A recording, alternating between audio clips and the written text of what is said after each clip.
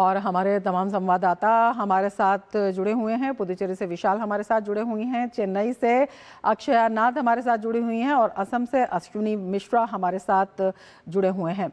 सबसे पहले अश्विनी, आपसे समझना चाहेंगे किस तरह से चुनावी अभियान वहां पर जोर शोर से जारी है और किस तरह से लगातार जो है चुनाव प्रचार चल रहा है। अश्विनी से जुड़ेंगे, चेन्नई से अक्षया नाथ हमारे साथ जुड़ी हुई हैं। अक्षया, क्या कुछ खबर,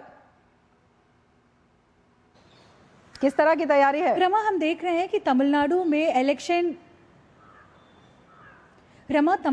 इलेक्शन कवरेज हम देख रहे हैं कि सारे पार्टियां बहुत ही तेज़ी तरीके से चुनाव के लिए प्रिपेयर कर रहे हैं। और हमने देखा कि कल तमिलनाडु के ऑपोजिशन पार्टी लीडर और AIADMK के चीफ एडपाडी के पलनीस्वामी और BJP के नेता तमिलिसाई सौंदरराजन दोनों एक साथ मिलकर माइलापुर बोल के चेन्नई के एक कॉन्स्टिट्यूएंसी में कैंपेन किया था। वैसे ही हम देख रहे हैं कि कई सारे जगह पे कैंपेनिंग शुरू करने की पूरी तैयारियां हो रही है। DMK ने भी अनाउंस किया है कि CM MK स्टालिन का जो कैंपेन्स है वो अप्रैल 2 से शुरू होगा।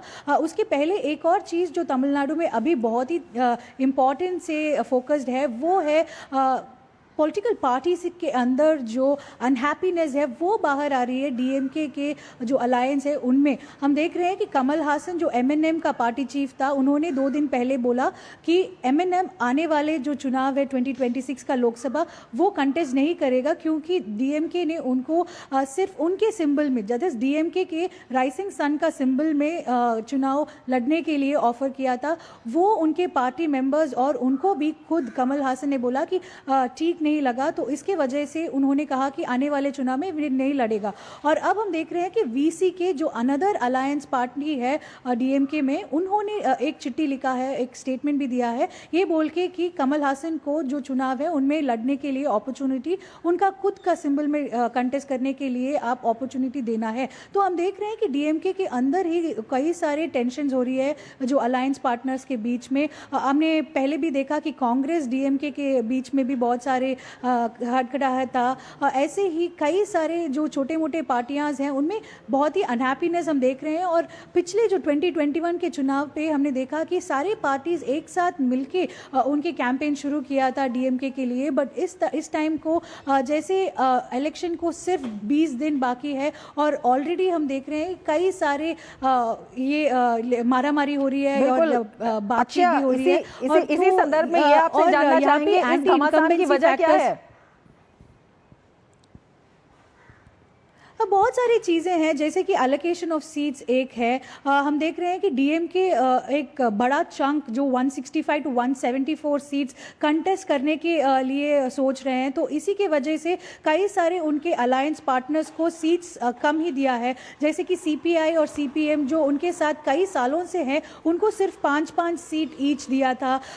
वहाँ पे उन्होंने 6 सीट्स पूछा था दोनों पार्टी ने, पर सिर्फ 5-5 सीट दिया गया है। वैसे ही VC के विडुदलाई सिरतैगल कच्ची है, एक छोटा पार्टी है तमिलनाडु में, उनको भी 2 डिजिट नंबर्स पूछा था उन लोगों ने उनके इलेक्शन कंटेस्ट करने के लिए, पर सिर्फ 8 सीट दिया था। और MNM का कमल हासन के पार्टी के लिए भी 2 सीट्स अलॉटेड था, पर ये शक था कि DMK के सिंबल में ही कंटेस्ट करना है और कमल हासन ने वो मना कर दी और इस बार चुनाव से वो पीछे हटे हैं। और दूसरा एक नया पार्टी जो DMK में एंटर किया है, DMDK, विजयकांत, एक्टर विजयकांत का जो पार्टी है, और वो नया पार्टी के लिए उन्होंने 10 सीट दिया गया है। तो ये भी एक पॉइंट ऑफ कंटेंशन है छोटे पार्टीज में, जो कहा है कि जो पहले से आपके साथ है उनके साथ हाथ ना बिठाने के दिया गया, पर आपने DMK जो अभी अभी आए वाले पार्टी के 10 सीट्स आपने ऑफर किया है, वो ठीक नहीं है। तो ऐसे ही बहुत सारे पुश और पुल हम देख रहे हैं DMK के अलायंस पार्टीज के साथ। इवन कांग्रेस पहले ही उन्होंने 40 सीट्स मांगा था, पर सिर्फ 24 सीट्स उनको दिया गया है, 28 सीट्स दिया गया है। सो वहाँ पे भी उनको बहुत सारी अनहैप्पीनेस दिखा दी रही है। तो यहाँ पे हम देख रहे हैं कि चुनाव के इस टाइम पे बहुत ही टेंशन खुद एक अलायंस के अंदर है। क्या बचा है और जिस तरह का घमासान मचा हुआ है वो चर्चा का भी विषय है और नुकसान भी होने की काफी संभावना है। आप जुड़े रहिए अक्षय हमारे साथ विशाल बैरिस्टो भी जुड़ गए हैं। विशाल, किस तरह का चुनावी शोर वहां पर दिखाई दे रहा है? देखिए रमा, बाकी राज्यों के मतलब अगर हम कंपैरिजन करें तो पुदुचेरी का चुनाव काफ़ी खामोश चल रहा है, लेकिन अंदर ही अंदर अंडर करंट बहुत ज़्यादा स्ट्रांग है। उसका रीज़न ये है कि आज नामांकन भरने की आखिरी तारीख है, माफ़ कीजिए विड्रॉ करने की आखिरी तारीख है, लेकिन नामांकन भरने से लेकर विड्रॉ करने तक डीएमके और कांग्रेस के बीच में जो अलायंस है उसको लेकर स्थिति बिल्कुल साफ नहीं है, क्योंकि दोनों ने ही ये तय नहीं किया है कि कितना कितना सीट किसको देंगे। तो जो इंडी ब्लॉक जो है वो पूरी तरह से परेशानी में है और इसका असर उनकी लेफ्ट के जो सपोर्टर है उनको भी उन पर भी पड़ रहा है। तो एक तरह से एक अजीब सा ड्रामा यहाँ पर चल रहा है। कल डॉली शर्मा जो कांग्रेस की नेता है वो आई थी, उन्होंने कहा था कि देखिए अभी हमारे बीच में बातचीत चल रही है, अभी हमारा सीट शेयरिंग पे फाइनलाइजेशन नहीं हुआ है। इसको देखते हुए लगता है कि आज जब 3 बजे टाइम पूरा हो जाएगा नामांकन वापस लेने का, उसके बाद लगता है कि दोनों ही पार्टी के कैंडिडेट ये डिसाइड करेंगे कि क्या हमें चुनाव लड़ना है या नहीं लड़ना है, क्योंकि पुडुचेरी के अंदर 30 सीटें हैं और 30 सीटों पर ही अगर कांग्रेस और डीएमके नूरा कुश्ती लड़ते हैं और उसमें सीपीआई भी शामिल हो जाता है तो जाहिर सी बात है कि जो उनको एज मिला था पार्लियामेंट्री इलेक्शन में एमपी की सीट जीतकर, वो वापस से वो खो देंगे। और एनडीए का अलायंस जो है जिसमें जो एनआरसी है और बीजेपी है और एआईएडीएमके है, इनको वापस से सरकार बनाने का मौका मिल सकता है, क्योंकि अभी तक आपस में खींचतान बनी हुई है इंडी ब्लॉक के बीच में। बिल्कुल, यही आपसे पूछना चाहेंगे विशाल कि जिस तरह से आप बता रहे हैं कि चुनावी शोर उतना नहीं दिखाई दे रहा है, लेकिन अंडर करंट है वो काफ़ी स्ट्रॉन्ग है, तो उस पर भी एक झलक उसकी आपके शब्दों के माध्यम से जानना चाहेंगे किस तरह से विभिन्न दलों की रणनीति वहाँ पर दिखाई दे रही है। विशेषकर जिस तरह से आप बता रहे हैं कि जो इंडी अलायंस है उसमें लगातार हम देख रहे हैं कि फूट पड़ती हुई नजर आ रही है। क्या वजह है, किस वजह से ये जो समर्थन है बनता नहीं नजर आ रहा है और किस तरह से इससे झटका भी लग सकता है? देखिए रमा, जो पुदुचेरी की जो पॉलिटिक्स है वो पूरी तरह से तमिलनाडु पे डिपेंड करती है, और हमने देखा अभी अक्षा बता रही थी कि किस तरह से आपस में खींचतान चल रही है वहाँ पर इंडिया ब्लॉक में, और डीएमके जो है वो पूरा बुलडोज करना चाहता है सारी सीटों पर, वो खुद ज़्यादा से ज़्यादा सीटों पर अपने कैंडिडेट्स को खड़ा कर देना चाहता है।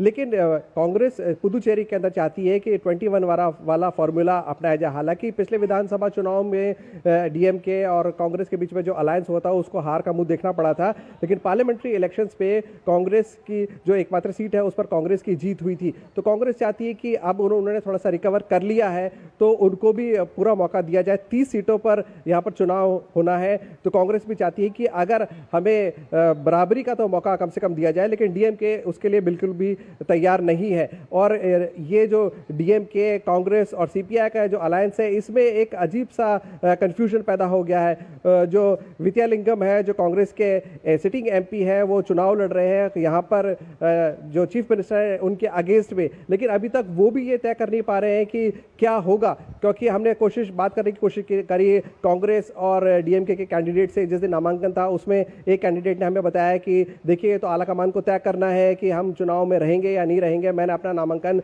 दाखिल कर दिया है। लेकिन जब हमने विद्यालिंगम से बात करने की कोशिश करी तो उन्होंने कहा कि अभी हम आपको बताते हैं हम कब अपना कैंपेन स्टार्ट कर रहे हैं। 9 तारीख को यहाँ पर मतदान होना है, लेकिन अभी तक जो इंडिया ब्लॉक है उसके कैंडिडेट्स ये तय नहीं कर पा रहे हैं कि वो चुनाव में कूदेंगे या आपस में नूरा कुश्ती लड़ेंगे।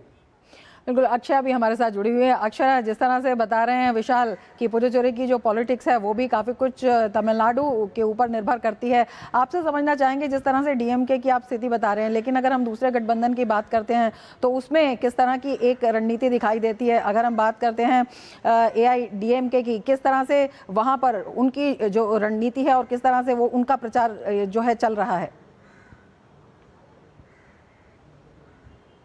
रमा, हम देख रहे हैं कि एनडीए के जो एआईएडीएमके के अलायंस है वहाँ पे काफ़ी प्रिपेयर्ड है ये लोग, और हम देख रहे हैं कि जो भी डिसीशंस एआईएडीएमके इंडिया अलायंस दे रही हैं वो सारे एक साथ मिलके दे रहे हैं। जैसे कि हमने देखा जब उन लोगों ने सीट शेयरिंग का अनाउंसमेंट कर रहे थे, जिनको कितना सीट्स मिलेगा, उस टाइम पे भी यहाँ पे यूनियन मिनिस्टर पीयूष गोयल और पार्टी के other alliance leaders like PMK का अंबुमणि रामदास, टीटीवी दिनकरन एएमएमके का सीनियर लीडर और एआईएडीएमके का खुद सीनियर लीडर्स सब मौजूद थे वहाँ पे जब वो अनाउंसमेंट कर रहे थे उनके पार्टी के सीट शेयरिंग के डिसीजंस के बारे में।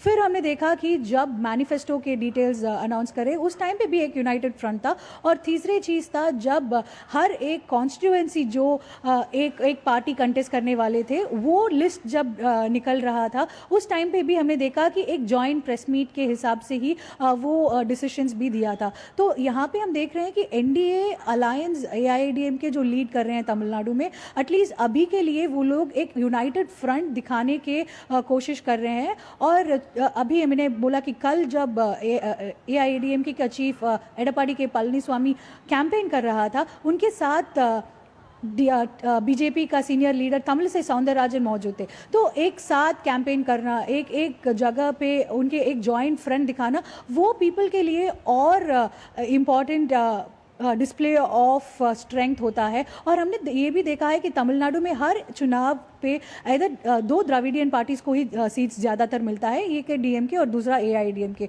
और एक और फैक्टर है कि हर इलेक्शंस में एक बार अगर डीएमके जीत जाएगा तो अगले बार होगा एआईडीएमके के चांस। तो इस बार जो एंटी इनकम्बेंसी फैक्टर है तमिलनाडु में डीएमके के खिलाफ उसके हिसाब से ही हम देख रहे हैं कि एआईडीएमके ज़्यादातर उसको कैश इन करने का कोशिश भी कर रहा है। और उनके जो नया एनडीए अलायंस में जो छोटे मोटे पार्टीज़ हैं उनको भी खुश रखने का ज़्यादातर कोशिश एआईएडीएमके की तरफ से हम देख रहे हैं। तो ऑन ग्राउंड हम देख रहे हैं कि दोनों द्रविडियन पार्टीज पूरी कोशिश डाल रहे हैं उनके ये 2026 चुनाव के लिए। पर बात यह है कि जिस तरह पीपल का परसेप्शन होगा वो वेट करके ही देखना पड़ेगा और वो डिसीजन आएगा 23rd का जो चुनाव है यहाँ पे, उसके बाद हम देखने पाएंगे कि कैसे तमिलनाडु की स्थिति होगा। रमा बिल्कुल, लेकिन उससे ज़्यादा महत्वपूर्ण है कि किस तरह से जो चुनावी रणनीति है वो दोनों ही गठबंधन है वहाँ पर बनाते हुए दिखाई दे रहे हैं। जिस तरह से आपने एनडीए की बात कही है, हालांकि वहाँ पर जो डीएमके है या एआईडीएमके है उनको अपने अपने गठबंधन में सीट्स